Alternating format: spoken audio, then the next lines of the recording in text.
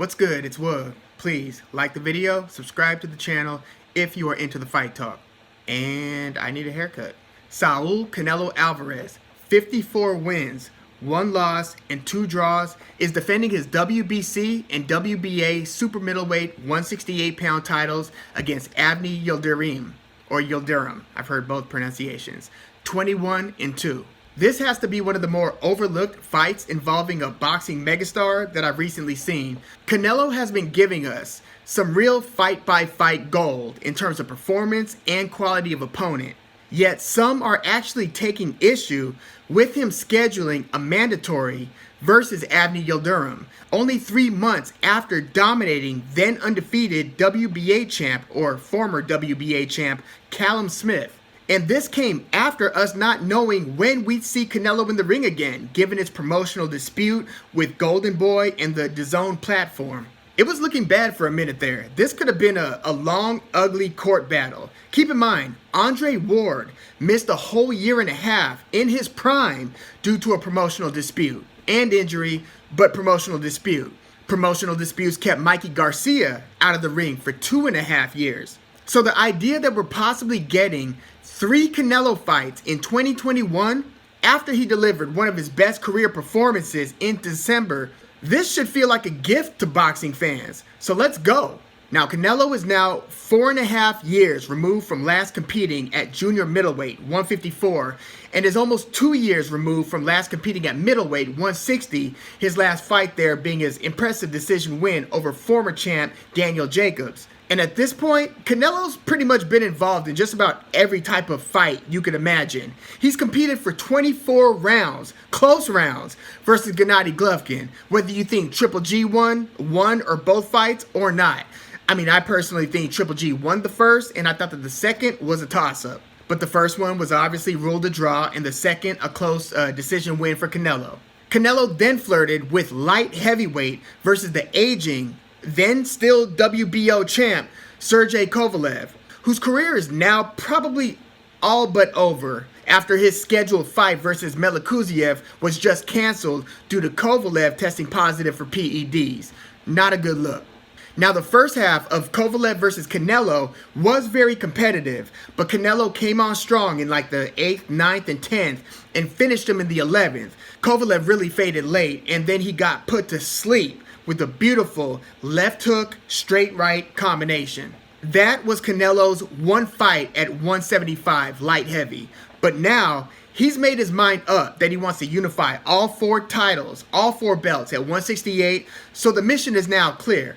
And the path to doing that would involve him fighting WBO champ Billy Joe Saunders in May, since they're both currently signed to the same promoter, Eddie Hearn's Matchroom, and they both fight on DAZN. Canelo currently holds the WBC and WBA belts, so beating Saunders would give him a 3rd belt, the WBO, and then if he wins that, he'd have to work with Al Haymon and PBC to arrange a super fight or a unification fight between he and IBF title holder Caleb Plant. By the way, I think it's super whack that Caleb Plant can fight lesser mandatory challengers like Mike Lee, Vince Feigenbutz, and even Caleb Truax, and then just sit pat and wait for Canelo to then fight twice. This is after beating Caleb Smith, but fight twice to then come around and challenge him for the 4th belt in a Canelo versus Plant super fight. I just think it's kind of unfair that Canelo's been doing the heavy lifting across multiple divisions and that Plant, fighting a much less impressive schedule, would be the beneficiary of waiting for Canelo instead of fighting the guy who all real boxing fans would love to see him fight, in former WBC champ David Benavidez. I mean, I get it from a business standpoint, like why risk losing your belt versus an undefeated monster like Benavidez when you've got this huge payday and title unification opportunity versus Canelo on the horizon. So I get why Plant would want to sit, but it just sucks that boxing is structured in a way that allows for that. I guess that's a don't hate the player, hate the game type of thing. Whatever. But Canelo's opponent here, Avni Yildirim, is, as I mentioned earlier, the WBC mandatory challenger.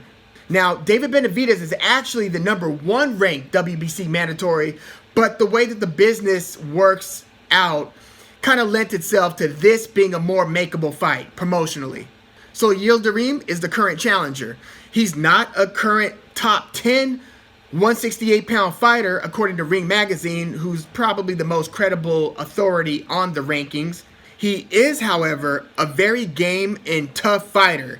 He came up fighting mostly in Germany after his first few professional fights in his native Turkey, and has fought mostly in Germany up until his very last fight, which was in the US. And he actually overachieved in his close technical decision loss versus Anthony Dirrell, which was stopped due to headbutts. This was for the vacant WBC title, which Dirrell lost in his very next fight versus David Benavidez. Then Benavidez lost the belt on the scale, missing weight for his next fight versus Romer Angulo. So the belt was once again vacant and up for grabs in the Canelo versus Callum Smith showdown, and is one of the two belts on the line here.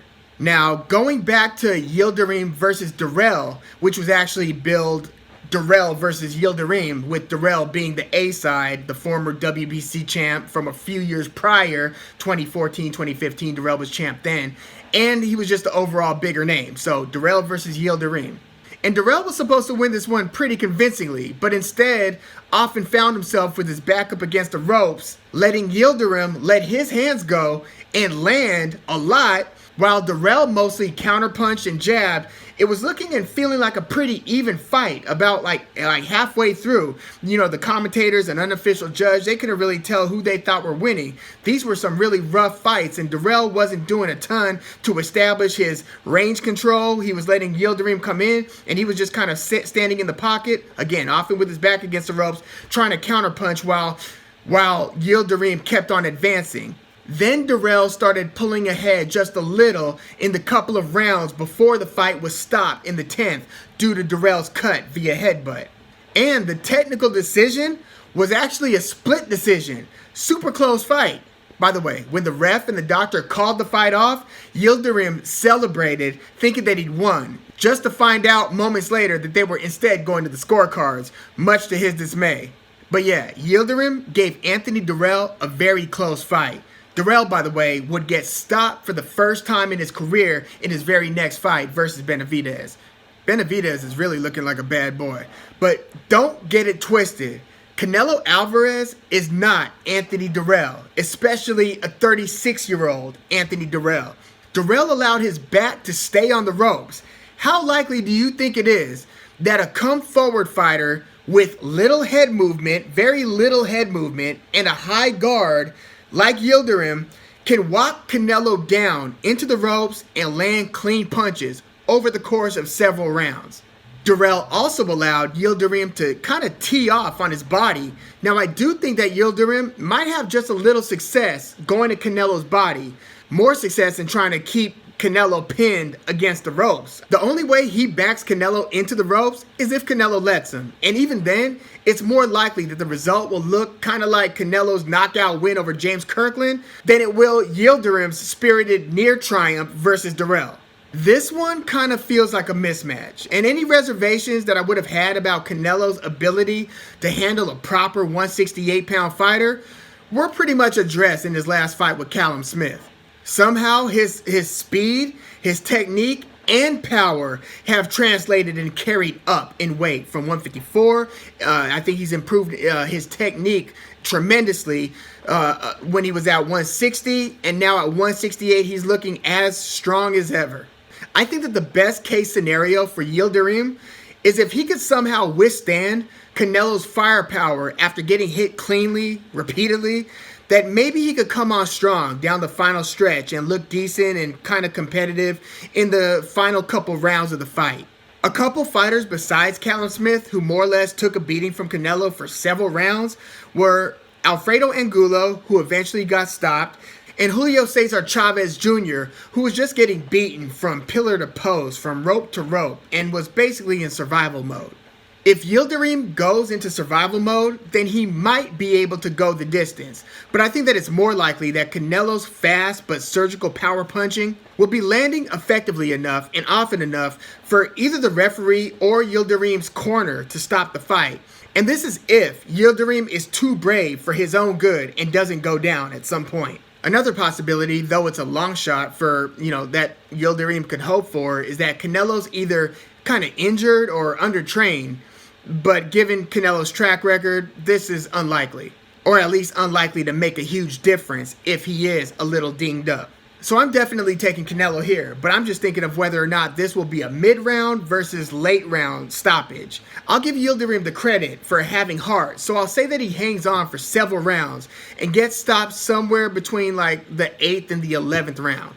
Although I wouldn't be too surprised if Canelo finds a way to just kind of blow Yildirim away early. Yildirim tends to, like I said, keep a very high guard, and I don't see him being able to find Canelo's head with his jab very often, with Canelo's fantastic head and upper body movement. So Canelo should have plenty of opportunity to punch around Yildirim's high guard, around the guard, uppercuts through the guard, and especially just let his hands go relentlessly to the body. I really expect the jab, the uppercuts, and the body shots to be very effective for Canelo. So if Canelo does handle business like I expect him to, then we've possibly got a very interesting matchup on our hands with him versus Billy Joe Saunders. And I'll take a much deeper look at that matchup when it comes around. These plans can obviously be disrupted or postponed if Canelo suffers an injury here versus Yildirim, or obviously if he loses versus Yildirim. Very unlikely. But yeah, let me know what you think about the 168-pound division. What do you think about this fight in particular? Yildirim's chances.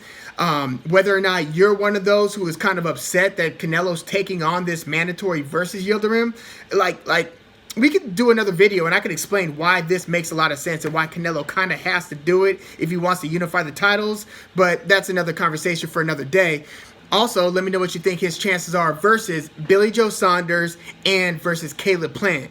And for the hell of it, you could throw in David Benavidez, because who knows? Like, maybe Canelo will just take on a challenge for the sake of taking on a challenge. I don't see Caleb Plant doing that right now, unfortunately. And obviously, I, like others, would love to see Canelo fight Jermall Charlo, but because of divisional issues and promotional issues, Charlo's a champ at 160, signed with Al Haymon PBC. Canelo's right now, at least, with Eddie Hearn matchroom for these next couple fights and is fighting up at 168, has no plans or desire to go back down to 160, according to Canelo. So, Charlo would have to come up to 168 to make that fight happen. I don't know how willing he is right now to relinquish his 160-pound title, although he did drop his 154 title to go up to 160, but he really needs to find a way to fight somebody else that's meaningful at 160. I give him credit for the Derevianchenko fight. That was a tough one. So let's see how he follows that up. We know how Canelo's following his work up. He's basically taking on quality opponent after quality opponent. Strength of schedule right now, I think, is second to none. Or at least on a very short list with, say, like Manny Pacquiao. He's been taking on tough fights. Errol Spence, let's give him some credit for taking on tough fights. But Canelo's been doing this for a while now and has been consistently fighting a lot of the best. Yes, you occasionally get your Yildirim, your Liam Smith, but for the most part, Canelo is fighting a lot of elite fighters. And I just wish that the rest of the 168-pound division would follow suit. I do give credit to both Benavidez and Anthony Durrell for making their clash happen. But yeah, let me know your thoughts. Please leave your comments in the comments. Like the video. Subscribe to the channel if you are into the fight talk. I'm Woog. Thanks for tuning in.